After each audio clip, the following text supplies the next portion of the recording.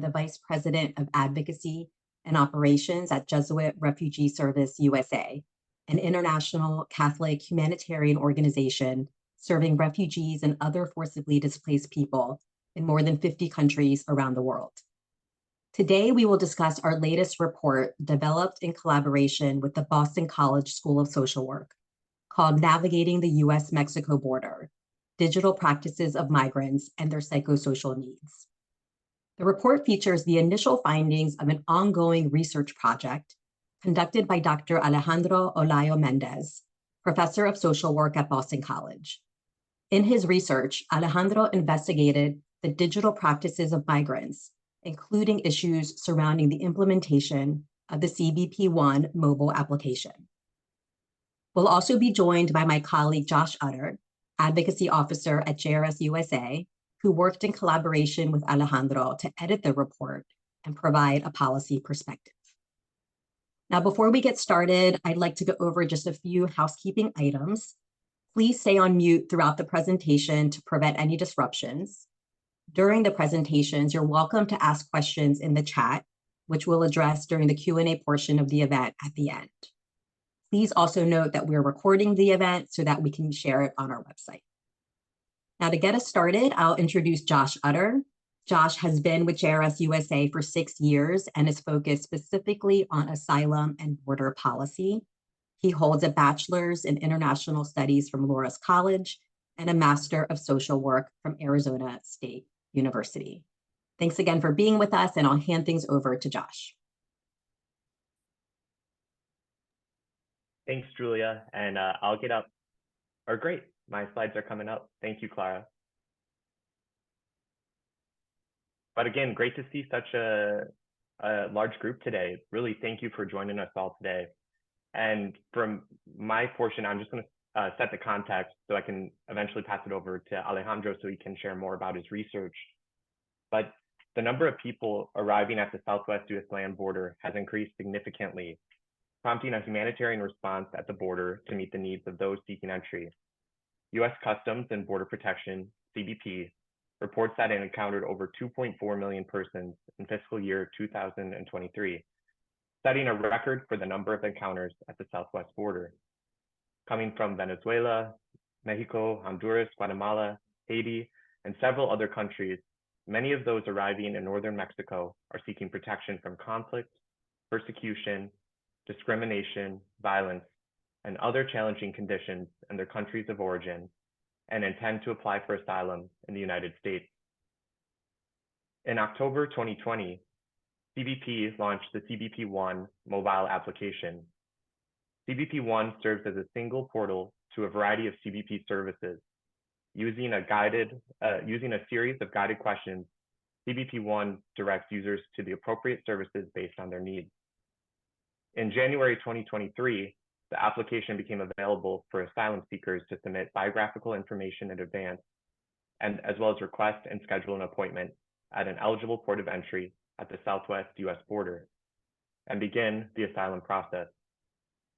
Currently, the eligible ports of entry are Calexico and San Isidro, California, Nogales, Arizona, Brownsville, Eagle Pass, Hidalgo, Laredo, and El Paso, Texas. Since the rollout of CBP One, the US government has made changes to the app, responding to technical glitches and other problems reported by users and advocates. The US government strongly encourages non-citizens without prior authorization to use CBP One to request an appointment to present themselves at a land port of entry. Under the Circumvention of Lawful Pathways rule, which, of note, it's marking its 1-year anniversary in the coming days, this is the only way individuals can be admitted into the US at a designated port of entry and be eligible for asylum. There is some discretion to admit people in vulnerable conditions without an appointment, but they have to meet certain exemptions that aren't always clear. Currently, there are 1,450 CBP One appointments available every day, spread across each eligible port of entry. Appointments are available 21 days in advance, but due to the application's utilization of geolocation software, vulnerable migrants hoping to file for asylum in the US can only schedule an appointment once they have reached central and northern Mexico. Information, mobile phones, and access to the internet have become vital necessities for those waiting in Mexico, now that CBP One is the main way to enter the US at the southwest border. Frequent changes in federal immigration policy and processing, as well as evolving migration patterns, have also forced vulnerable migrants to look for information from multiple sources so they can better understand the situation at the US-Mexico border. At the same time, the small, very small number of appointments results in long periods of time people have to wait in Mexico in precarious conditions, often without opportunities to earn income while they wait. This situation forces many people to seek out smugglers or cross irregularly through dangerous pathways along the southwestern border of the US. In response to these needs, the needs of migrants at the US-Mexico border, the JRS USA and JRS Mexico teams have developed a binational border response program called Caminar Contigo that offers basic legal services and mental health and psychosocial support, also known as MHPSS, in Ciudad Juarez, Mexico, and El Paso, Texas. The goal of the program is to reduce suffering, improve mental health and psychosocial well-being, and to decrease violations to the legal rights of refugees, asylum seekers, and other displaced people in the Ciudad Juarez and El Paso region. They do this through the provision of information, support, and other legal and MHPSS services. As individuals and families continue to arrive at the border, the pressure falls on humanitarian organizations in the US and Mexican border cities to prevent further hardship for these vulnerable populations. To reduce the harm, these organizations rely on coordination with the Mexican and US officials to recognize gaps in services and immigration processing. Along with government coordination, there is an urgent need to continue providing support to these organizations that offer respite and help during the long wait in Mexico and the moment of entry to the US. So now that I've helped set the context, I'm going to pass it back to Julia, who will handle the transition. Thank you, Julia. Thank you, Josh. Really appreciate it. And thanks again, yes, for laying some of that context, for sharing a bit about JRS's work at the border to get us started, to provide us a deeper understanding of the needs of migrants and the challenges they face as they navigate this digital landscape at the border. I now want to introduce our partner and friend, Dr. Alejandro Olayo-Méndez, who will present his research and findings. Alejandro is an assistant professor at the Boston College School of Social Work and a Jesuit Catholic priest. His work focuses on humanitarian aid, migration, and refugee issues, including questions related to immigration, social justice, human rights, and inequality. He developed his expertise by analyzing the interactions between migrants and humanitarian aid organizations along migration routes in Mexico. He holds a Doctor of Philosophy in International Development and a Master of Science in Migration Studies from the University of Oxford, as well as a Master of Social Work from Loyola University, Chicago, and a Master of Divinity from Boston College. Thank you for being with us, Alejandro, and thank you for your partnership. We look forward to hearing more about your research. Thank you very much, Julia, and thank you everyone for being here, joining us to really kind of like hear about what we have found so far in this project. So without further ado, let me just share a couple of things with you. I think one of the most important things that we have to consider when we think about the US-Mexico border is that the movement of people is not really new. The movement of people through Mexico has a history already. So we need to consider that in the past, of course, probably the late 80s, 1980s, in the last century, it was mostly Mexican migration, migrant workers coming and going. As it became harder and harder to return to the source of work, a lot of Mexicans decided to stay in the United States.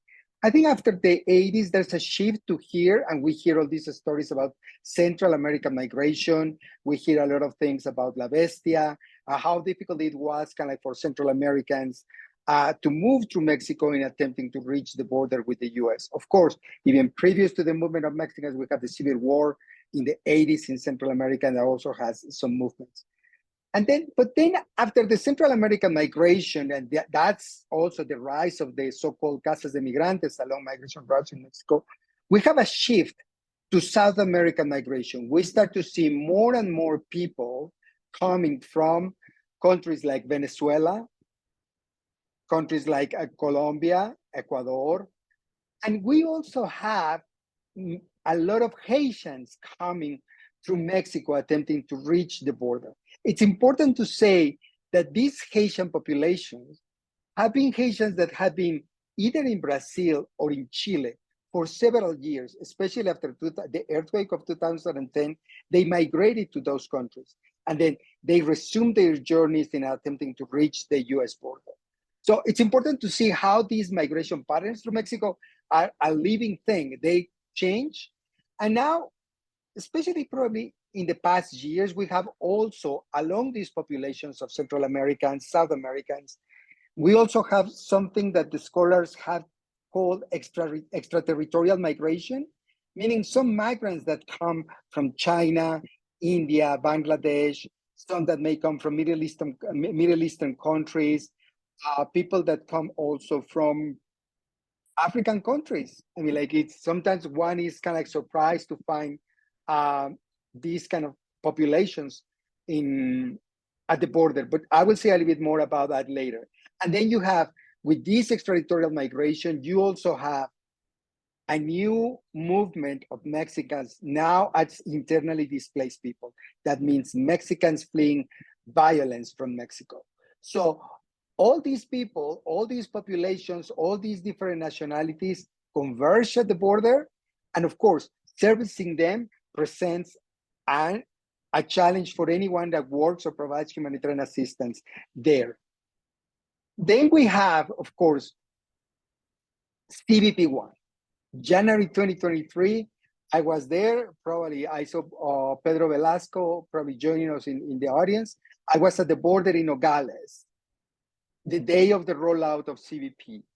And CBP, in a way, became as a step to ease the process, to facilitate the process. So far, since the beginning of January 2023 to the end of December of 2023, approximately over 400,000 individuals have successfully scheduled appointments through the CBP One. Successfully scheduling an appointment doesn't mean that all of them have been admitted. That doesn't mean that all of them have shown up for their appointments. There are many different issues that present of that, but at least over 400,000 people have been able to schedule appointments through CBP One in a span of 1 year. The top nationalities processed are Venezuelans, Mexicans, and Haitians. I think it's important to say that along with these 400,000, you have seen reports of many irregular crossings. And it's important to say, and that's why in the previous slide, I was sharing that these extraterritorial migrants, many of them are the ones that cross irregularly for many different reasons. That doesn't mean that some of these people trying to get an appointment with CBP One do not also cross irregularly. They do, but there are different reasons for that. So at the US-Mexico border, you have Central Americans from Guatemala, Honduran, El Salvador, Venezuelans, Colombians, Ecuadorians, Haitians. You have ADPs from Mexico, usually from states like Chiapas, Michoacán, Oaxaca, Guerrero, and the extraterritorial migration, China, India, Bangladesh. Other scholars have identified over 80 different nationalities only in the city of Tijuana. That speaks of all the volume and all the diversity of people coming and reaching the US-Mexico border. Now, here, it's important to nuance one thing. One is the vulnerability that people experience. The most vulnerable migrants or asylum seekers, and the ones that regularly you will find at the shelters, sponsors not only by the Catholic Church, but also by many other faith-based organizations, mostly evangelicals, that have stepped up as the Catholic response also has reached a ceiling. it's very important just kind of like to realize that the most vulnerables are Central Americans, the Venezuelans, and the IDPs. Those are, for the most part, the people who use the shelters.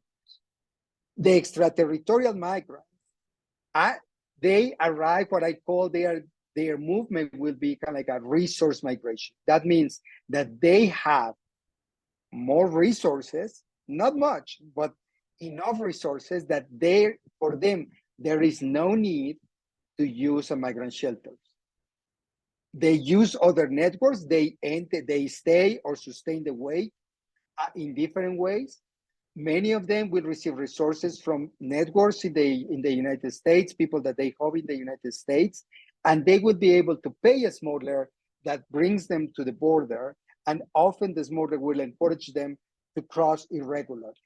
So it's important as we distinguish the population, or we talk about the populations that are waiting at the border, it's important to distinguish between those who are in most precarious situations, those who arrive in more vulnerable situations, and those who have with more resources. There are no guarantees also if you arrive with more resources, but you are able to withstand a little bit better the weight and the system because of the resources that are available to you. Now, of course, the big question that anyone asks has to do with, why do people come?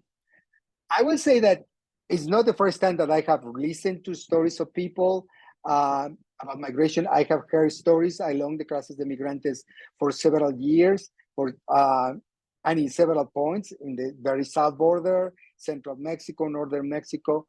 But this time, as I've spent almost a year also collecting interviews throughout all the 8 ports of entry, I will say we have reached, or we see now, something that I call the omnipresence of violence. So there's violence before people leave. Often it's kind of like systemic violence, and meaning a history of violence. To give you an example, and I think I provide a couple of these kind of examples in the report, is this systemic violence. Some member in the family gets killed for different reasons, gets kidnapped, gets disappeared, and 1 or 2 years later, the gang, the cartel, or the criminal group start to harass the people to the point that the harassment makes almost impossible or bearable to live in that place. So in a way, this systemic violence or history of violence leads to a departure from the place of origin. So that is one thing. One dynamic also that is very troubling is the threats against children or teens. Criminal groups threaten families to take away their children or their teens, either for recruitment or to kidnap them, or they threaten to kill them.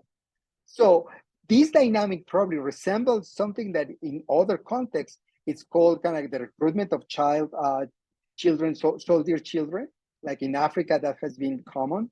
And it's just a threat that the criminal group makes. And of course, if a parent is kind of like concerned about the safety of their children, of course they are going to leave, or they are going to seek ways to protect their children or their teens.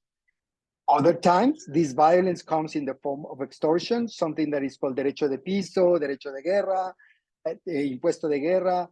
It's a kind of extortion. Criminal groups request people from some money. Sometimes it's like a rent that continues increasing until for the person paying that rent or that extortion becomes impossible to pay. And people have told me, it's like, I don't want to continue paying because I'm working for them. All the things that I do with my work, all the things that I get is for them.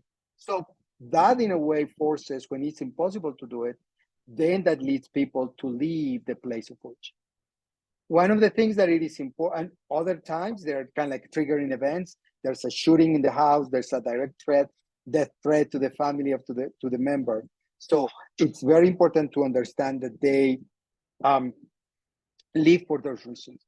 And in the interviews, one of the things that has been very present is the high level of technology that these criminal groups have. The high level of technology outguns any army or any government officials that you may find in Latin America. People speak about AK-47s, AK-15s, drones, night vision goggles, tools to survey the ground. So the level of technology is very, very sophisticated at this point, and I think it's something that is worth paying attention. The other thing that, as people decide to move, is that the violence that exists along the way. Multiple actors abuse and exploit migrants and asylum seekers, and people are aware of that. Of course, the more resources you have, the better conditions and the less threatened you are along the way. The less conditions you have, or the less resources you have, the more vulnerable you are to this exploitation along the way. And the level of violence, it's varies from place to place, varies from actor to actor. One thing that I didn't hear with much clarity in previous years, like Guatemala is becoming almost, I won't say impossible because people cross, but Guatemala is very brutal for people. And it's the police, the one who can perpetrates all these crimes against people. And in Mexico, it's multiple actors, and it's very difficult to distinguish who is committing the crime against asylum seekers.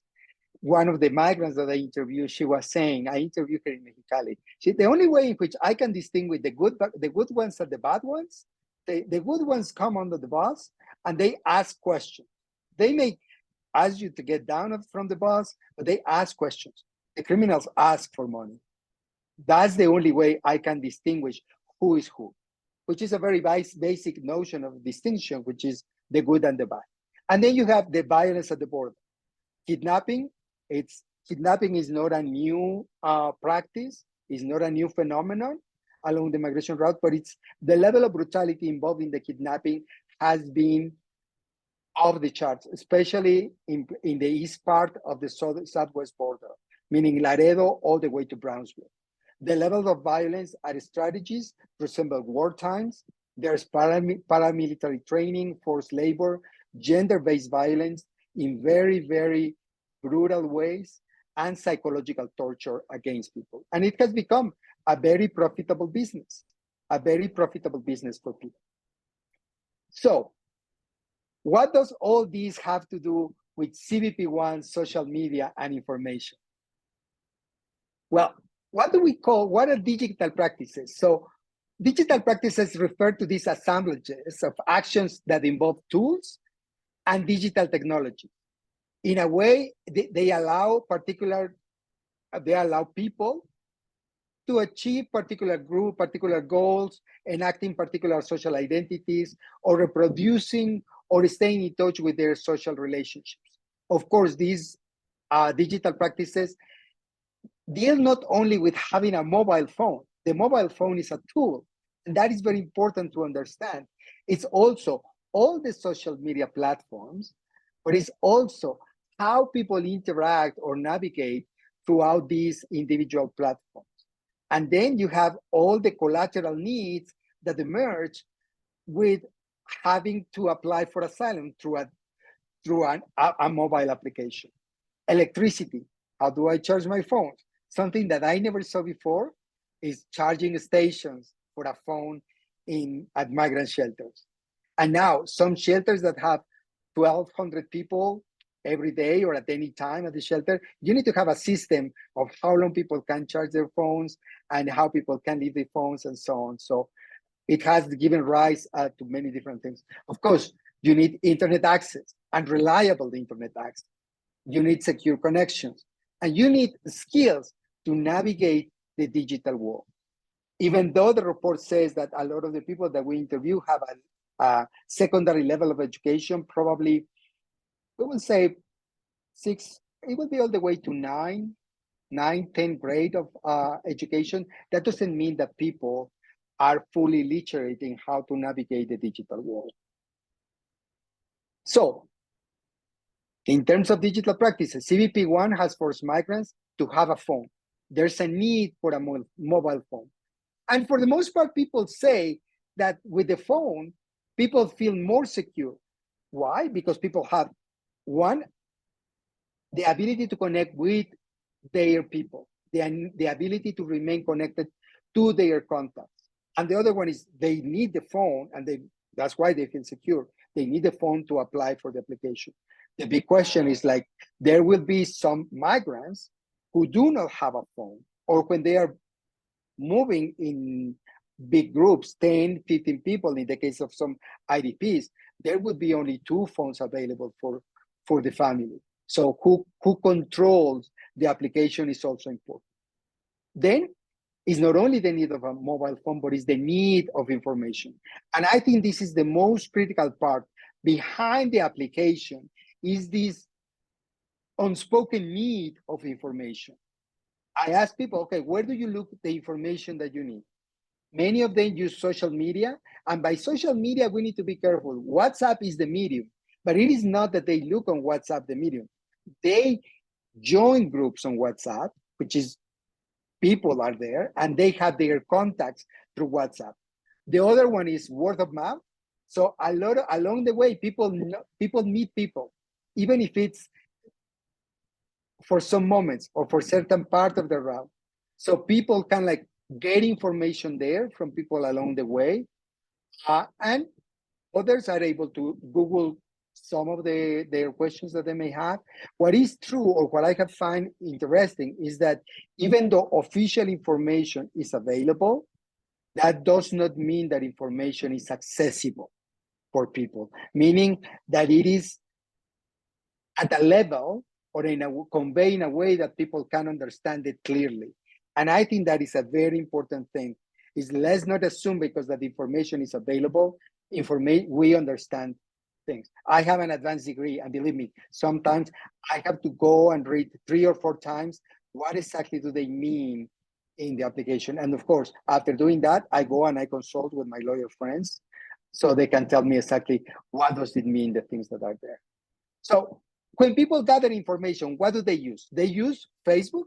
And here in Facebook, there are also walls of information.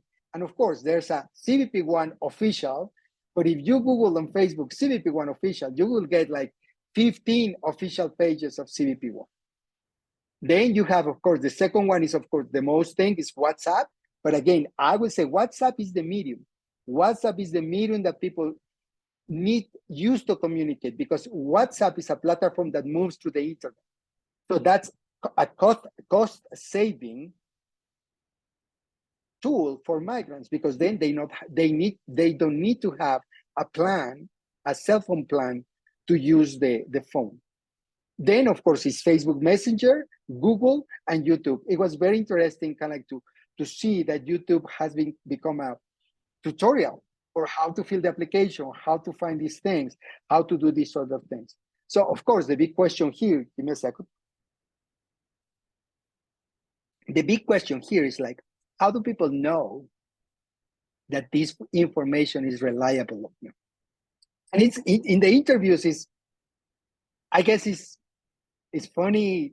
It's a moment of in which we laugh together when we are conducting the interviews. But I ask people, what do they think is, how do they know that the information is reliable? And they openly say, oh, it's not. It's not reliable. So they know it's reliable. So I say, well, if it's not reliable, how do you make decisions? Well, people cross-reference information. So it's meaning they check with other contacts that they had through WhatsApp. They say, oh, I'm hearing this. Is this true or not? Often they will say 3 or more people say this, therefore it's true, which sometimes is not. They follow a success story. So they know someone who already crossed successfully through CBP One. That's why you have concentrations of certain populations in certain ports of entry. Venezuelans in Ciudad Juárez, El Paso, Mexicans in Nogales, Haitians in Matamoros. So you have all these things. They follow success stories. And others say, well, sometimes you gather the information you have and you make the best decision possible, but sometimes you have no other option to do. What are the effects of CBP One? And I will just try to go as fast as I could to this, so you kind of to wrap up this part. I think one of the biggest issues with the CBP One app that in theory is supposed to work is that it has created a stranded population along the border. It's very difficult to know how many people at the border at any given time. I have tried to look for information, and you can think that there are probably close to 200,000 people to 500,000 waiting at some point in this at the border at any given time. But what is interesting is that the people waiting for an appointment wait probably the most that I found, it was 3 to 6 months, but I also found people waiting between 6 and 8 months. Of course, consider that I didn't conduct the interviews at the same time. So I really conducted the interviews at different points in time throughout a year. So I think that's but it's interesting. The fact that 19 people have been waiting between 3 and 6 months, it's important to note. And you have this data and a little bit more explanation and this is only waiting for an interview. So the other thing that it's important here is, in a way, the digitalization of the border is no longer just a physical barrier. The US policy has now transformed the border into a digital obstacle that people have to overcome. This, of course, this waiting and having to navigate this creates a toll in mental health. 30% of the interviewees showed symptoms of depression. I use a tool to to measure that.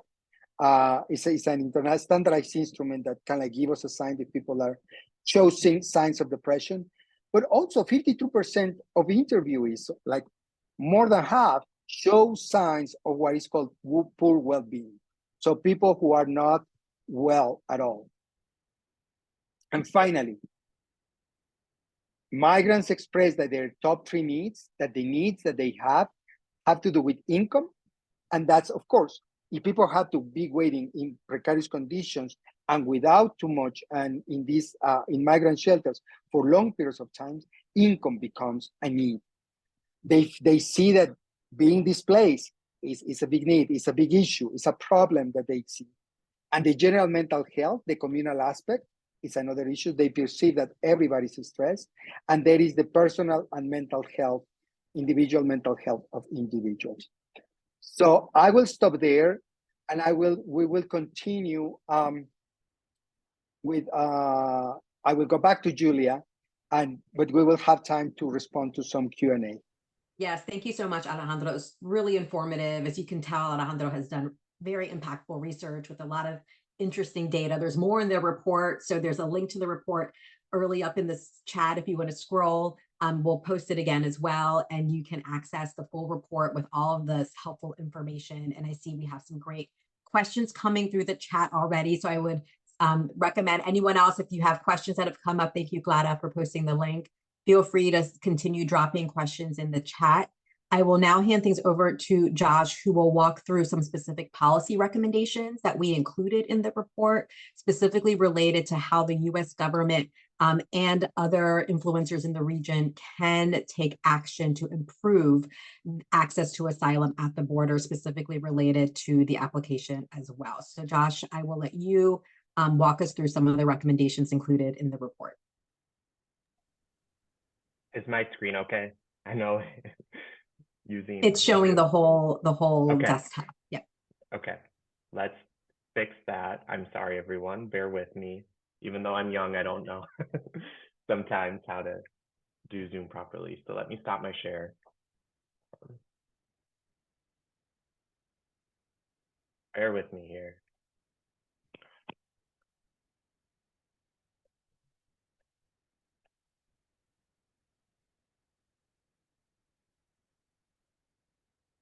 You know what? I'm just gonna be on the screen, and I will talk to all of you because we want to have plenty of time for Q&A. So, but what Alejandro shared was really just the tip of the iceberg of his research. I mean, there's so much in that report that I think is really important, and I hope you can all take a look at that and also ask any questions. But with policy recommendations, really, there's so much that we can offer to the US government in the sense of that we want to see asylum policy change. Because currently with CBP One, we're seeing how the border, as Alejandro said, has changed into a digital obstacle. It's not only a physical obstacle, a mental obstacle, it's a digital obstacle as well to overcome. And in its current form, CBP One is a narrow pathway to entry in the US for individuals and families seeking safety. So for those fortunate enough to have an appointment and be approved for entry, it provides much needed relief from threats to security and overall well-being. But again, that's a small number of people who are at the border who are able to get those appointments. And that's why we really want to see, to address these digital restrictions and humanitarian concerns at the border, we offer some of the following recommendations. I'm not going to read through them word for word because there's a lot there, but I really want to stress, thank you, Clara, for the backup support. But some of the ones I really want to highlight, again, we just want to ensure that people have access to reliable and accurate information on the asylum process, border processing, and how to use CBP One. Alejandro's report really just demonstrates how so many people arrive at the border not really understanding fully what CBP One is and what part it plays in the process. And then also, how it plays in the asylum process. And so that's really, I think, something that's key that the US government could improve on, is just making sure that the reliable and accurate information are reaching those who are most in need. We also want to see transparency. So we want people to be provided with timely and relevant information about the CBP One process and its outcomes. I know many of you here are working for organizations that are often asking the US government for more transparency on this process. We agree with you. We want to see more explanations given for how people are how the appointments are allocated, and what's the period of time that's determined for when someone will finally get an appointment. So that's something that we're paying attention to as well. We also want to see if the US government is going to continue to require people to use CBP One to be access for, one, be eligible for asylum have the access to be eligible for asylum. You can see how confusing this is. We want to make sure that there are more appointments open at the border. So we're recommending 5,000. That may seem ambitious, but we would love to see more appointments to really address the need of the number of people who are trying to get appointments and can't. To go down a little bit further though, in these recommendations, one thing that we're of course seeing is that the US government tells us is that they don't have the number of officers at ports of entry to do this processing. And we really want to see the US government fund CBP, the Office of Field Operations, to make sure that there are those officers there to help with this process. So we want the government to continue to fund the Office of Field Operations for processing. We also want the US government to address and eliminate the asylum backlog through the hiring of more asylum officers and immigration judges, and by funding case management programs that support asylum seekers as they navigate the legal process. Again, I'm sure many of you, if some of you are experts in the asylum process, many of you might be just learning about it, but it's complicated and it's quite tough for someone who's in a vulnerable position to be able to understand this whole process. And so we really want to see that case management in place to support people. But then our final two recommendations are really key as well, in the sense of continuing to fund US government programs such as the Shelters and Services Program that support border and destination communities receiving migrants, because as Alejandro said, there are many needs that people have at the border, and we want them to be addressed, and so that border communities have the funds in place so that they can respond in a humane way. You know, when funds are low, it really puts a strain, especially when people are needing shelter and beds and things like that. So we want to see programs such as SSP funded. And then really, we want more coordination between the US government with regional partners. Alejandro talked about, you know, all that journey that people go through from leaving their destination, or from leaving their country of origin and going to their destination. And so we want to see coordination with regional partners, other countries in Central and South America, the NGOs working within all those countries, and civil society in general at large. We want to see that coordination in Latin America and the Caribbean to mitigate protection concerns and eliminate misinformation along migration routes. A lot of what Alejandro has highlighted in the report, it's fed by misinformation, and we really want to dispel those myths. We want people to have the right information so they know they're fully informed, and prepared for what is about to happen when they reach a port of entry. So that's something that we rely on our partners. Many of you are here. I think you all do great work, and that's something that we want to see the government work with us to make sure that people have the right information. But with that, I'm going to say that in conclusion, the journey taken by people seeking safety in the US comes at a great cost. They're not only leaving behind their homes, their livelihoods, and social connections. Migrants and asylum seekers risk dangerous conditions and the threat of violence in order to arrive at a place of refuge and opportunity. And these challenges are only exacerbated when digital obstacles and misinformation complicate entry and the right to seek asylum.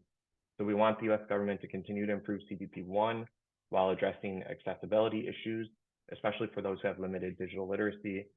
And we want to see these changes so that we can alleviate the humanitarian concerns at the border and improve overall well-being. So with that, I'll conclude. I know there are some great questions in the chat, so we'll want to pass it over, but Julia, back to you. Great, thank you so much, Josh, appreciate it. We do have some great questions. The first one that I'd like to start with is actually related to some of the technology in terms of the physical phones. Alejandro, I wonder if you can say a couple of things, and I see Audrey just posted something related to what I wanted to ask. You touched on the charging issue and maybe sharing of phones in families. Can you say a little bit more about even accessing phones? What are the challenges asylum seekers and migrants are facing in even accessing the physical phones? And then Audrey's sort of follow-up is, can you say a little bit more about how migrant shelters can create a more equitable sort of distribution of access to either the charging stations or to the phones themselves, if they play a role at all. So if you can say a little bit more about accessing the physical phones and equity in doing that. Yeah, I think, it's nowadays phones can be cheaper in a way. They are cheap. They are in a way easier to get. The problem is when people have no resources or no funds to buy those phones. I think the other risk is to have a phone that is capable of managing the application. It's not only having a mobile phone. I found people, I think there was one case in which the person had a mobile phone, and for some reason he couldn't connect to the internet at the shelter. So I tried to help the person to connect to the internet, and then we realized that the phone was so old that can only manage 3G network. And now most of the networks available at shelters are 5G. So there was no way in which it was going to be able to manage to access the internet. So the point is, migrants have phone, they have difficulties sometimes accessing. The big issue is that the application is tied to a phone. That's why it is important to have, it's so vital to have a phone. I guess that for families, when they only have two phones, they use one phone for the application and another one plays another function. So that's the way they do it. I think there's probably it's a question of how can we support shelters in Mexico to have probably a set of phones. I don't know, like a number of X phones that can be available for certain people to use when they do not have a phone, or to have to kind of manage the application. That would be one practical way to do it, because some shelters are already doing it, but it's an issue, and it's an issue that becomes more and more apparent now. Thank you, Alejandro. Yeah, I appreciate that. And there's a couple other comments in the chat related to that, but maybe on this theme of the shelters in Mexico and building and supporting their capacity, we had a series of questions related to misinformation and communicating with migrants who are waiting, and how can we better do that? So I think both you, Alejandro, and Josh can maybe address this question. How can we help migrants understand this sort of regular evolution of US policy changes? I think is one challenge, and how to better communicate these changes with migrants so that they are well informed, making sure they get the right and helpful information. And then maybe Josh, you can say a little bit about the advocacy component related to that. How can we utilize some of our advocacy tools to better communicate those policies to migrants? So if maybe both of you can share a little bit more about that misinformation and how we can tackle that. Sure. Let me just go quickly. Joshua, I will leave you the floor or the screen. I think something very practical is try to partner with shelters. For those of you who have organizations in the US, try to connect with shelters on the Mexican side and provide and try to dialogue with them on how to provide better information. If you have a contact, I don't know, a contact with a lawyer that can help with those kind of situations or provide more reliable information, that would be helpful in terms of waiting times, in terms of how does the application process look like. Those kind of things could be extremely helpful for shelters. It's a partnering. Shelters have to deal with the everyday life of having 300 migrants there and how they are going to feed them. So that's why the partnerships with people in the US who have that information is key.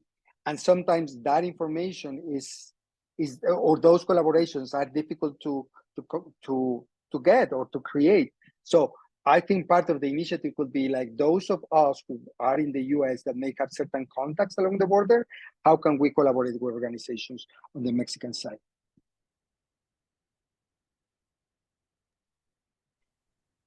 And I'll just add, so one thing I think with really trying to dispel misinformation and try and provide the right information, we work within networks, and Alejandro is part of this network, Border Initiative. There's the Red Jesuit para Migrantes, so RJM, the Jesuit Migration Network, and we all share information, especially updates around US policy. So when it comes to our partners in Panama, all the way up to the US Mexico border, we're sharing that information. And it's amazing how as those who are making that journey north, they're able to interact with different Jesuit works and hear consistent information. So that's really one thing that we try to work as a network. But when it comes to advocacy, that's the role that those of us, both at our border office in El Paso, but then also those of us at JRS's office in DC, we try and meet with government officials to better understand the process. So we participate in regular calls, try to meet with folks so we can better understand how does this process work, what's the actual information, and how can we best share that with those who are trying to seek asylum in the US. That's, I think, really critical, is trying to work on this relationship with the US government so we do have the right information, and then also pointing out to them when things need to be updated or they need to be shared in a way that's actually accessible for those seeking asylum. So those are some of the tools we utilize. Thanks, Josh. Thanks, Alejandro. Appreciate it.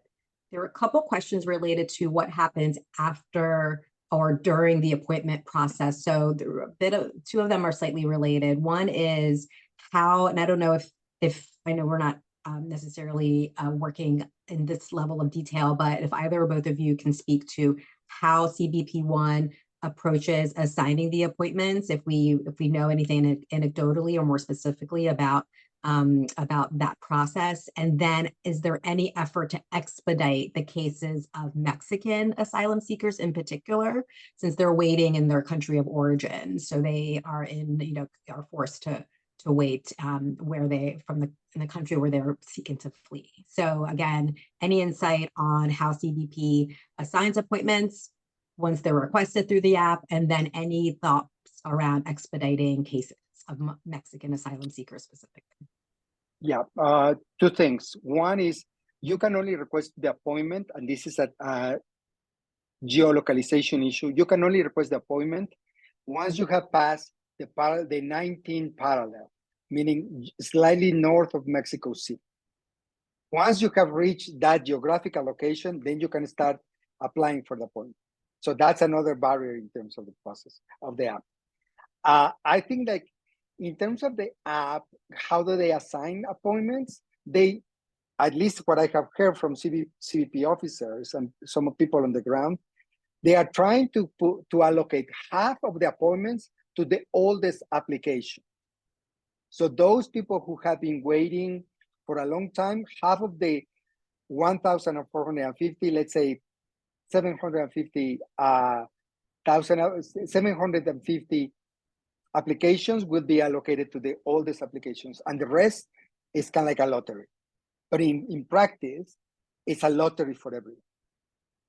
If you are lucky, you will get an appointment. That's why there's a need to have more appointments. And that's why people get desperate and decide to cross irregularly, because waiting in these conditions is difficult. So that's one of the things that have been difficult. That's how CBP times appointments. Josh? Well, I'll just point out what Sister Tracy put in the chat. Yeah, that we've only heard 30% for oldest accounts. So those who, depending on how they allocate it, again, we want the government to be more transparent about that process, but it also, you know, folks have to go in almost every day to make sure that their account is staying current. And that's another burden. You know, you're having to take time out of your day to make sure your account is current, that you're putting in that you're updating your registration so that you can continue to be eligible for an appointment. And so that's just the thing, is that there isn't a lot of transparency. So that's why some people will be waiting for 7 to 8 months, being like, why have I not had an appointment? I've been doing this for a long time, and other people might arrive a little bit earlier or much earlier and have an appointment scheduled. So I wish I had a better answer. That's something that we're working on with the government to try and better understand how does this process work and how are appointments allocated. So another thing, I think there's the question about Mexican nationals who are also at the border waiting. And I think that's a good point, because in reality, they're trying to arrive to a country where Mexico and the US share a border. They're trying to reach the US so they can put forward their asylum claim, but they're forced to wait in the country that they're fleeing from. And that is where there's a lot of protection concerns, where we'd say the US isn't, you know, living up to its promise to allow people to be able to seek asylum once they land on US soil. They're forcing them to wait in Mexico. And that's very concerning. And I think that's something that the US government and the Mexican government should work on, to make sure that those who are fleeing violence in certain states in Mexico are able to seek asylum in a way that they're protected. Because these groups, these armed groups or these criminal groups, they can follow people up to the northern border. It's not once you escape a state, you're necessarily safe. So that's something I know that, again, many of the organizations here, they're paying attention to that, how Mexican and nationals are not being protected at the northern border. Yeah, and probably, I mean, what I hear is that they are not prioritized, that actually the Mexicans are the latest to be considered for an appointment in kind of like the process of allocating. Just quickly, there was kind of like a question on best practices a little bit on one best practice around, for example, cell phones. What I've seen is that they create a charging central. So people come, leave their phone. They are given kind of like it's like leaving your coat at a valet or so, your car at a valet. They give you a number, and then you come back 3 hours later for your phone. I think I've seen that works, especially with large numbers of people, because otherwise people are just kind of like there waiting, sometimes using the cell phone and stuff like that. So it's, of course, cell phone charges more slowly if you are using it at the same time. So those are some of the best practices that I've seen. And the other best practices that someone was asking about, kind of like sharing information.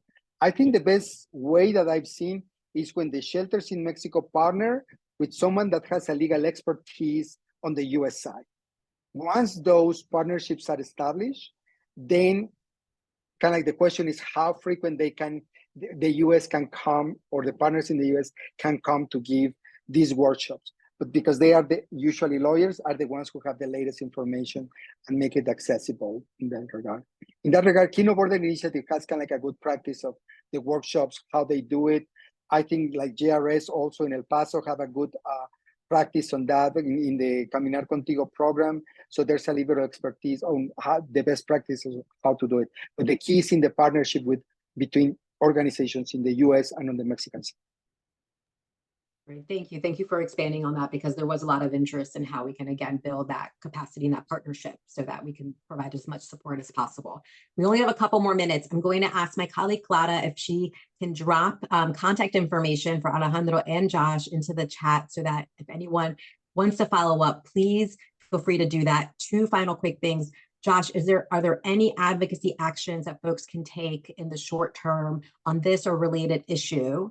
And then Alejandro, there's some interest in what are you going to do next? What kind of research are you exploring next, or where will you take this research? So if you both can address those couple of final questions. Sure. What I would like to do is, I still want to go one more time to all the 8 ports of entry. Hopefully I will collect enough interviews to write another book. I think that would be another desire. And probably I would be entering into, as I've been at the shelters, I think there's something to explore about the educational needs of children in this context. As children have to wait, what are the educational needs? Also, to know how better in the US can we be prepared to receive these children that will enter into the educational systems at the destination ports. And I'll answer the advocacy question. So I think take this report, take the report and write a letter, email your representative, your senator, and let them know that you have concerns around the CBP One process, about the digital practices that are happening at the border, the humanitarian situation, and how the US government can address that and should address it. So that's one way. But I think coming up, I know it's the year anniversary of the end of Title 42 and in the implementation of the Circumvention of Lawful Pathways rule, but also we know the Biden administration is considering new changes to the asylum process. And so I ask you all to stay tuned. And one way you can always do that is, subscribe to our action alerts on our website, jrsusa.org. We often send out alerts to advocates to let them know what's coming up or what are things that we're paying attention to. So I think that's a great way to stay involved and stay in touch. But otherwise, again, take the report, reach out to your representative, tell them we need to see better practices at the border. Great. Thank you again, Josh. Thank you again, Alejandro, and to everyone for taking the time to join us today. We really appreciate it. This is definitely a marathon, not a sprint. This will take time and energy and the support from everyone here to really speak out and express some of our thoughts and the realities of these the policies that the U.S. is implementing and the impact it's having on those at the border. So we will stay in touch. Feel free to reach out if we can serve as a resource or to partner, and we look forward to continuing to work with you. Have a good afternoon. Thank you. Thank you, everyone. Great to have you here.